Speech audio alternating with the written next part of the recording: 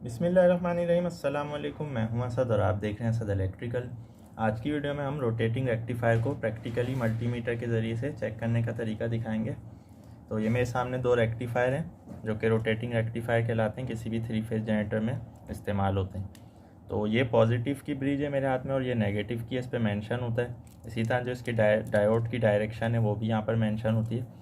तो इनको हम मल्टीमीटर के ज़रिए कैसे चेक कर सकते हैं? तो सबसे पहले तो हमारे पास मल्टीमीटर का होना ज़रूरी है। तो ये आप देख सकते हैं कि ऐसा मल्टीमीटर जिसमें डायोड टेस्टिंग का ऑप्शन हो। यहाँ पर आप देख सकते हैं कंटिन्यूटी और रेजिस्टेंस के साथ डायोड का भी सिंबल है। तो इसको हम पहले डायोड पे रखेंगे। तो ये हमने डायोड की टेस्टिंग के ऊपर इसको रख दिया है। तो इसके ज़रिए से ही हम रेक्टिफायर या डायोड को चेक कर सकते हैं। तो अब हम चेक करते हैं 1 बाय 1। तो यहाँ पर अगर हम लीड्स को मिलाते हैं तो ये बिल्कुल कंटिन्यूटी की तरह दिखाता है, यानी शॉर्ट। तो अगर हमारा डायोड शॉर्ट होगा तो यहाँ पर इस तरह से ये कंटिन्यूटी दिखाने लगेगा। अगर ओपन होगा तो OL जैसा कि अभी लिखा हुआ आ रहा है, और अगर डायोड नॉर्मल होगा तो उसकी अपनी वैल्यू आएगी। तो सबसे पहले पॉजिटिव डायोड को टेस्ट करने का तरीका ये होगा कि इसके टोटल 5 टर्मिनल हैं, जिनमें से 1, 2 और 3, ये जो 3 है ये AC सप्लाई इनपुट होगी इसमें जो एक्साइटर से आएगी, और ये दोनों इसकी आउटपुट है पॉजिटिव की, यानी कि यहाँ पर भी पॉजिटिव आउटपुट पे मिल रहा है, यहाँ पर भी, यानी ये दोनों आपस में अंदर से शॉर्ट हुए हैं। तो सबसे पहले हम इसको वेरीफाई कर लेते हैं।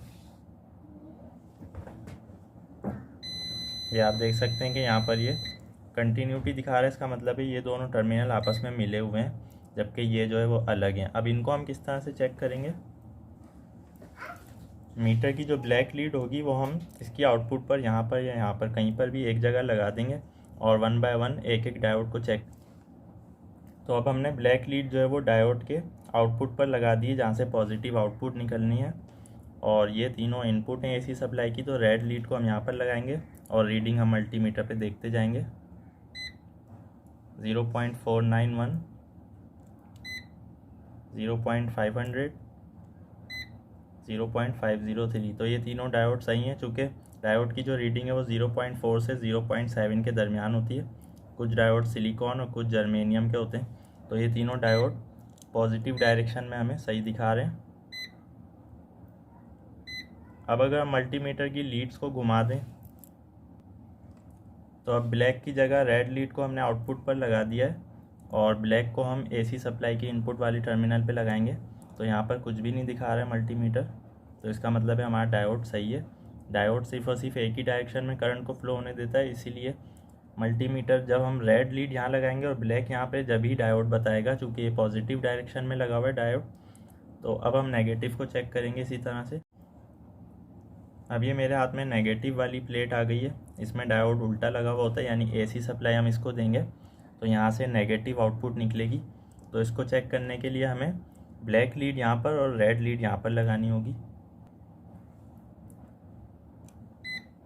ये रीडिंग बिल्कुल सही आ रही है, दूसरा डायोड भी सही है, तीसरा भी सही है। अगर इन तीनों में से कोई भी एक डायोड शॉर्ट होगा तो कंटिन्यूटी पे आ जाएगा मीटर इस तरह से, लेकिन डायोड शॉर्ट नहीं है। तो ये वोल्टेज ड्रॉप की वैल्यू होती है जो कि हर डायोड अपने अंदर वोल्टेज ड्रॉप करवाता है। जैसा कि हमने बताया कि 0.4 से 0.7 के दरमियान होनी चाहिए वैल्यू। अब अगर हम रेड लीड यहाँ लगाएंगे और ब्लैक यहाँ, तो इसको ओपन दिखाना चाहिए। तो आप देख सकते हैं हमने मीटर की लीड्स को चेंज कर दिया है।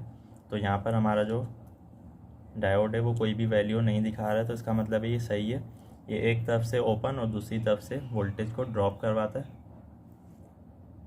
अच्छा, यहाँ पर जो इन्होंने आउटपुट पे दो टर्मिनल दिए हैं उसकी वजह सिर्फ और सिर्फ ये है कि एक तरफ से आप पॉजिटिव नेगेटिव की आउटपुट एक्साइटर को दे देंगे और दूसरी तरफ वेरिस्टर लगा देंगे।